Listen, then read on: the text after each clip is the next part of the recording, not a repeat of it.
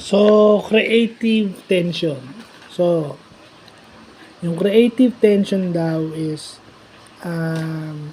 parang yung gap between dun sa ating current situation at yung goal natin. So, yun yung gap, creative tension.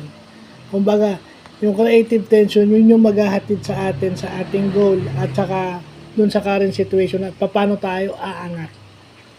Yan daw yung term na yan kinoined ni Peter Stinch, isang kilalang management expert. So, yun.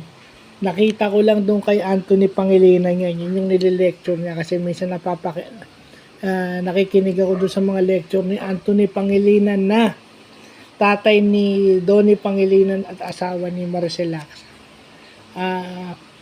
Noon na magaling na corporate manager itong si Anthony Pangilinan, kaya magandang makinig doon sa kanyang mga videos. So, isa sa mga nabanggit niya, creative tension. So, na-research ko lang. So, yung pala yun. Business psychology yan or industrial psychology. So, yun lang po.